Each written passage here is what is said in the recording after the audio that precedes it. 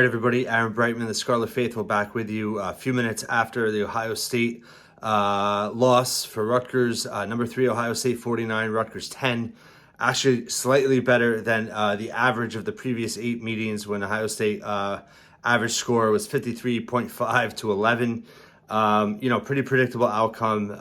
Not sure who expected a close game in this.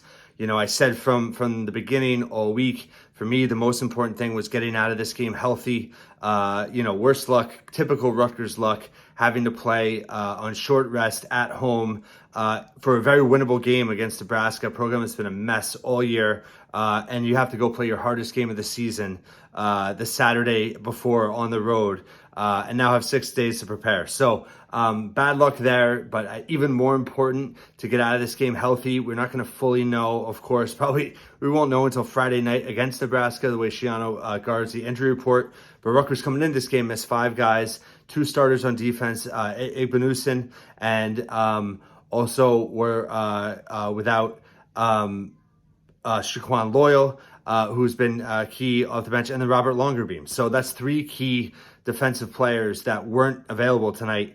That's concerning. It's starting to pile up a little bit. They played Noah Vedral.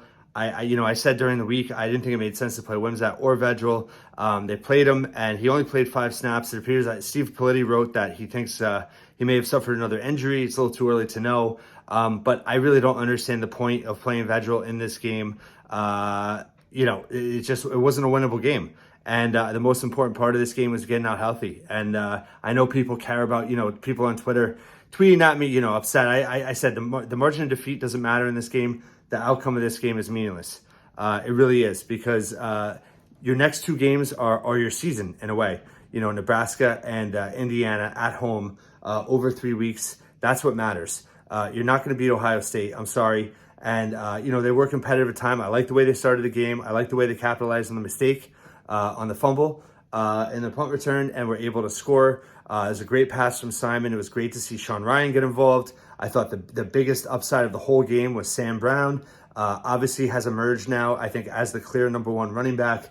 He averaged over 5 yards a carry against Ohio State, 15 carries, I think 79 yards. I've been high on him all preseason. I really thought by the end of the season he would emerge. I didn't really think he'd emerge this quickly, but I think it's pretty clear that he's the guy.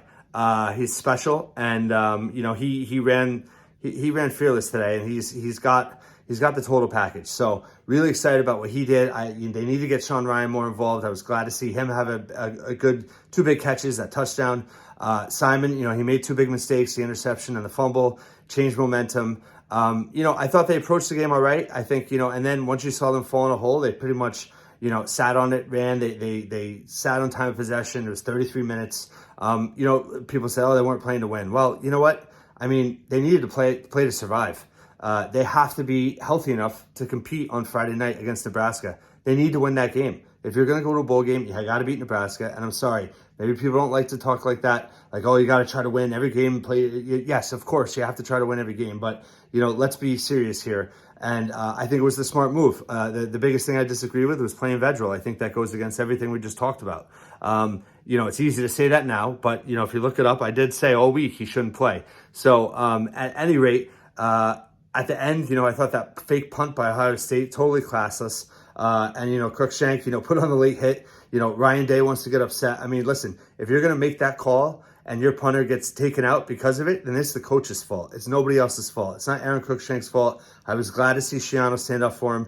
Heated words between the two. I think it's out now that, the two probably weren't best of friends when they were on the Ohio State staff, and really were the two competing to replace Urban Meyer and obviously Day 1. So, maybe there's bad blood there or not. But at any rate, Ohio State has 0 reason to be upset about that play, because they created it and it was totally classless. Up that, 5 touchdowns, whatever it was.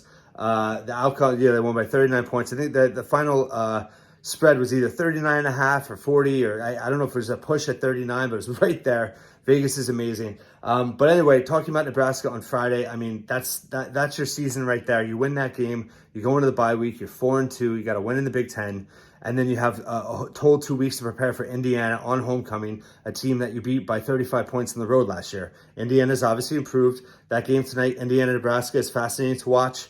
for Rutgers fans because they're next two opponents. But at the end of the day, I think, what happened tonight, you burn the tape. You really can't read too much into it. We knew Rutgers coming into this game wasn't on the same level with Ohio State, and after the game, we know that too. So we didn't learn too much. I thought 10 penalties was ridiculous. Rutgers has to play more mistake-free. The 2 turnovers we talked about, but 10 penalties, doesn't matter, who you're playing. You have to be more disciplined than that. Talent is one thing, depth is one thing, but discipline and fundamentals is a whole nother thing. And Rutgers has just been way too sloppy with penalties this year, and that's going to cost them in winnable games. So that was obviously a concern, I think, in this game. And overall, I didn't, the conservative approach once they were down big, I didn't mind it. I think, again, it has to be the health. We're not going to know most of the week. It didn't look like anything severe happened, but you never know, guys that, suffered some injuries or flare-ups that might not be available on Friday. They need to give everything they have. Everybody that can be available needs to play on Friday. And that's just, I can't overstate enough how important Nebraska is. And I guess explain that this game really was, people don't want to hear it, but yeah, it was meaningless. It really didn't matter what happened tonight. We knew they weren't going to win the game. Even if they kept it close, what does it do? I don't know. It just beats you up more for Friday. So maybe I'm wrong in that situation. People don't agree with me. That's fine. But that's how I feel about it. And I just think that, Wimsatt didn't play tonight. We'll see if he's available on Friday. Simon, listen, I wrote this week. He's had some good. He's had some bad. The offensive line, I guess they could have been worse tonight, and defensively, I thought Ohio State's amazing, and the defense, they didn't put up a huge stop on them, but they didn't get, they give up 49 points. I think it's the least amount of points maybe they've ever given up to Ohio State or tied the least amount. I know that's not any record we want, but at the same time, I thought it was kind of a ho-hum blowout loss. It wasn't embarrassing. You got out hopefully alive, not too health-wise, pretty much okay.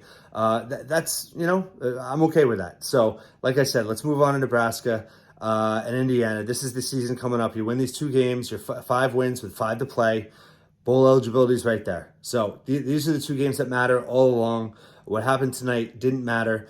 For those that want to measure progress and being in the Big Ten now, 10 years, all that stuff, yeah, that's great. But, I'm not going to measure against Ohio State. Rutgers is going to need another decade to even get closer to Ohio State probably. How are they going to do against Michigan and Penn State? Yes, that's fair. Michigan, they lost 1 score each the last 2 seasons. Penn State, they've been somewhat competitive. Michigan State beat them 2 years ago, have a legitimate chance this year now. So those are the programs I'm looking at. Ohio State is just, for me, it's Ohio State, Alabama, Georgia, and everybody else. So I really don't care how Rutgers measures up against Ohio State. It's irrelevant to how their season is going to be judged, how they're going to be perceived, and how this program is growing. What they do against Ohio State's irrelevant. So what they do against those other teams, whether they get to bowl eligibility, whether they win these next 2 games, that's what's going to matter and what's going to define this season. And let's see what happens. Thanks again for watching and listening, and catch up all of our coverage for Rutgers Athletics at thescarletfaithful.com.